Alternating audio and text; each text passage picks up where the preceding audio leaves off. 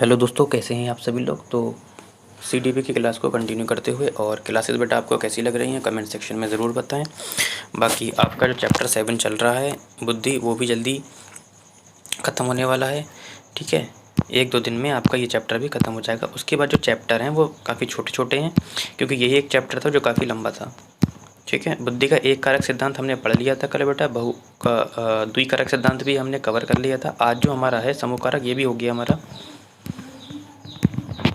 तो आज हमें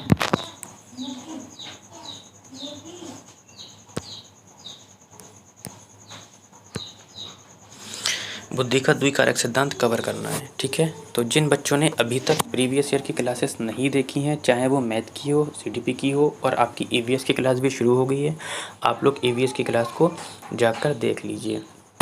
ठीक है, सबकी प्लेलिस्ट तैयार है, सबकी पीडीएफ आपको टेलीग्राम पर अपलोड कर दी गई है। और टेलीग्राम डाउनलोड ज्वाइन करने का फ़ायदा ये होगा कि उसमें आपको करंट अफेयर भी मिल जाएगा और आपको नोटिफिकेशन भी सारी चीज़ों का मिलता रहेगा। फ़िलहाल हम बिना देरी से क्लास को शुरू करते हैं। और बाकी आप लोग कमेंट में ज़रूर बताया करें कि क्लास कैसी है। आप लोग कुछ लिखते नहीं हैं, इसलिए ऐसा लगता है कि मैं सही से नहीं समझा पाया हूँ।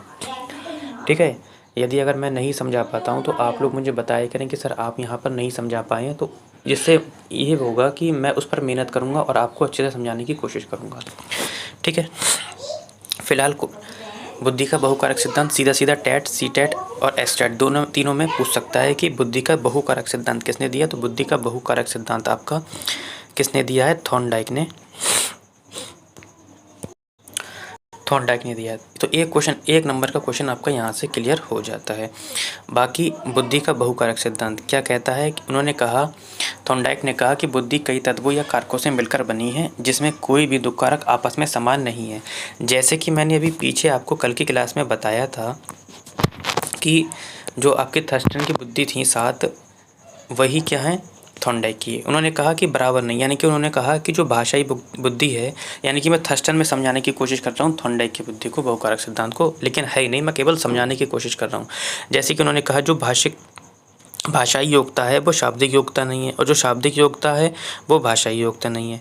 जो आंकिक योग्यता है वो तार्किक नहीं है, और जो तार्किक है वो आंकिक नहीं है। यानी कि मैं ये समझाने की कोशिश कर रहा था आपको यहाँ से। ठीक, तो वो यही कहते हैं कि बुद्धि कई तत्वों या कारकों से मिलकर बनी है जिसमें कोई भी दो कारक आपस में क्या नहीं है? समान नहीं है। ये समझाने के लिए, इस पॉइंट को समझाने के लिए मैंने पीछे वाली स्लाइड का इस्तेमाल किया, लेकिन वो थर्स्टन की ही है, ये याद रखना। ठीक है, कंफ्यूज नहीं करना है अपने आप को। फिर ये कहते हैं कि हमें प्रत्येक कार्य के लिए अलग अलग कारक चाहिए, जैसे कि उसमें अलग अलग कारक चाहिए थे, इसी तरीके से ये भी यही कहते हैं, अतः बहुकारक सिद्धांत प्राप्त होगा। उन्होंने कहा कि क्योंकि x is not equal to 50,000 यानी कि 50,000 रुपीज़, यानी कि ये कह रहे हैं कि अगर ऐसा होता कि मैं किसी से 50,000 रुपये मैं उसको उधार देता, ठीक है, और 10 दिन के बाद जब मैं उसके पास मांगने जाता तो वो मुझसे कहता कि सर कि आप क्या करें, 50,000 की जगह आप x रुपीज़ ले लीजिए, तो मेरी तो ज़िंदगी, मेरी तो दुनिया ही लुट जाती, क्योंकि वो मैथ की चीज़ को फॉलो कर रहा है। जैसे कि मैथ में कहा जाता है कि माना x बराबर 50,000 रुपये, माना x बराबर 100 रुपये, तो वो मुझे क्या 50,000 की जगह x रुपये दे देता, तो मेरी तो दुनिया लुट जाती। तो वो उन्होंने कहा कि अलग अलग कारक के लिए क्या होना चाहिए? अलग अलग काम के लिए अलग अलग कारक होना चाहिए। किसी एक कारक को दूसरे कारक में मिलाया नहीं जा सकता, जैसे कि थर्स्टन की 7 बुद्धि मैंने आपको कल समझाई थी। इसे ही बहुकारक सिद्धांत कहते हैं। यहाँ से जो ये इंपॉर्टेंट पॉइंट है आपका, यहाँ से आपके क्वेश्चन बनते हैं कि इसे आणविक बुद्धि या बुद्धि का बालू का सिद्धांत कहते हैं। आणविक बुद्धि, देखो यदि आप लोग साइंस स्टूडेंट रहे हैं या आपने कभी भी साइंस पढ़ी है तो उसमें आपने अणु को पढ़ा हुआ, तो कभी भी दो अणु आपस में उनका जो रंग होता है बराबर नहीं होता है, दोनों रंग अलग अलग होते हैं जब भी वो मिलते हैं।